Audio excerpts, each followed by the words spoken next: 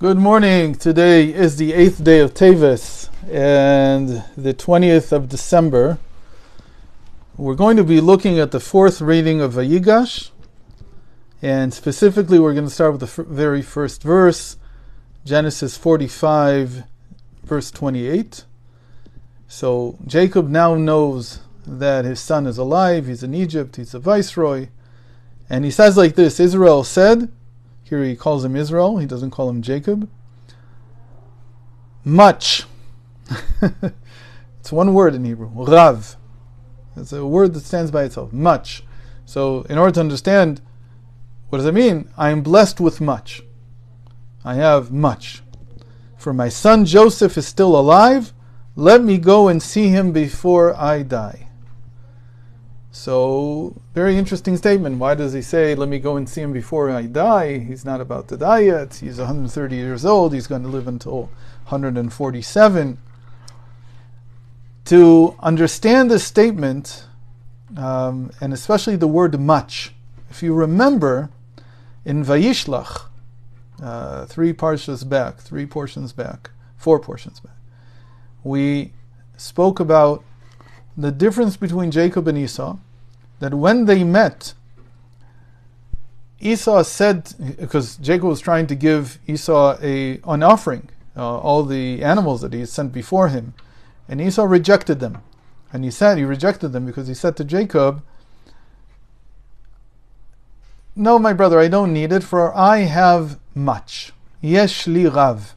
I have much. And he wanted to give something back to Jacob, and Jacob said, Yesh li kol. I have everything already. Much and everything. We talked about that when we discussed the difference.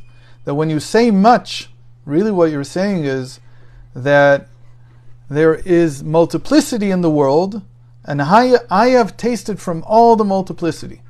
To say I have all, we understand it as being I have tasted of godliness which unifies everything. That's all.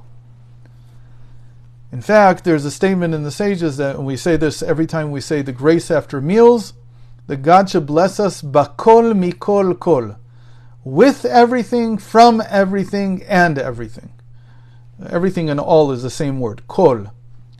And what do we mean to say? The sages say that each one of the patriarchs used one of these words.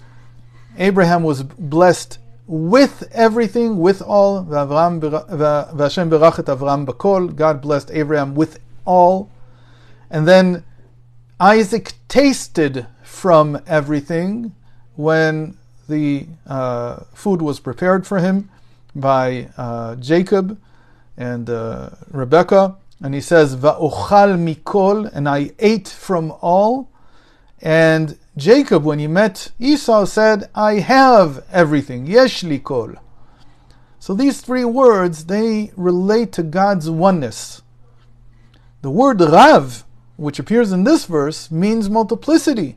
It actually means the opposite. It means that you see a multiplicity of forces, multiplicity of things in the world. So it's very interesting. Why does Jacob say, here he's called Israel, Vayomer Israel Rav? He says much. He doesn't say all. We would have expected him to say all. God has blessed me with all. I have everything I need. No, he says, I have much. I have many. To understand this, we're going to look at I would say that one of the most important teachings from Rabbi Mordechai Yosef Leiner, who's known as the Izbitzer Rav. He was a Hasidic master of the Talmud, a student of the Kotzker Rebbe, a Talmud also of the Pshischa, Simcha Bunim of Pshischa. He's from the Polish branch of Hasidus, and he's well known for his book Mei HaShiloach, the waters of the Shiloach. Shiloach, if you remember, is the river that's underneath the Temple Mount, and it's where all the kings were anointed, and where the water was taken up for the water libation on Sukkot, and so on. It's a very important place. It's called Mei HaShiloach HaOlchim Le'at, the waters of the Shiloach River that travel slowly. So that's the name of his book, Mei HaShiloach. And in his book, he explains it like this. He says that one should, this is the month of Tevet. He passed away yesterday, on the 7th of Tevet, yesterday. His day of passing is the 7th of Tevet, which was yesterday. Today's the 8th of Tevet. Tevet we talked about a little bit yesterday. We mentioned it's the time of the body. That was what we discussed about Joseph. And now what we want to see is that Tevet is also the sense of the month of Tevet is called righteous indignation. It's called the sense of anger. But really what it means is that the sages say that one should always aggravate the good inclination over the evil inclination. Meaning you get the good inclination angry at your evil inclination. What does that do? It prevents you, it gives you temperance. It tells you, listen, every time you want something, I know it sounds bad in the beginning, but this is the only way to build temperance. Whenever you want something, suspect that what you want is not coming for the right reason. You don't want it for the right reason, especially when you're talking about a physical pleasure. Spiritual pleasure is easier, but physical pleasures, you should always suspect them. Maybe I want this for the wrong reason. So his teaching is like this. He says that the sages in the Talmud say like this: one should always aggravate his good inclination over his evil inclination. If he defeats him, that is good, and if not, he should engage in Torah study. If he defeats him, that is good, and if not, he should read the Shema prayer. If he defeats him, that is good, and if not, he should remember his day of death. So what are they saying here? They're saying there's 4 stages of overcoming our evil inclination. Now, I'll explain in a moment why this is an evil inclination, but bear with me for a second here. So there's 4 stages. First of all, just anger. To suspect him that whatever he wants, whatever I want, something physical, there's some suspicion about it. The second thing is that what people usually don't understand is, so why does it say if you weren't able to conquer it? We'll see in a moment how the Me'er Shiloach, how he explained this. But the sages supposedly say, if you can't reject it, then go study Torah. Go to the study hall. And if you still can't reject it, then say the Shema. And if you still can't reject it, the 4th stage is to remind yourself that eventually you will die. Maybe today is the day that I will die. Supposedly the question is, or the idea here is, to stop myself from wanting something, I have to show the futility in it. Okay? But the Me'er Shiloach explains it like this. He says, God wants you to enjoy parts of this world. The only question is whether you are going to enjoy it from the evil inclination or from the good inclination. He says there is a process you have to go through in order to transform it from being something that I want with my physical evil, again, my animal soul, into something that I want with my divine soul. It's a process of switching sides.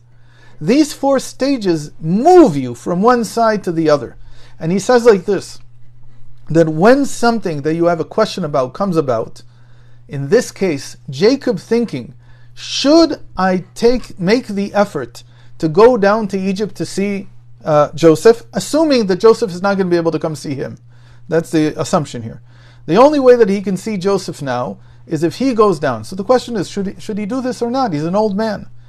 It might be a very difficult journey, not to mention the fact that he wants to live in the land of Israel. Why should he go down to Egypt? He knows that Egypt is the most mundane, physical place in the world at that time, and with much worse than that.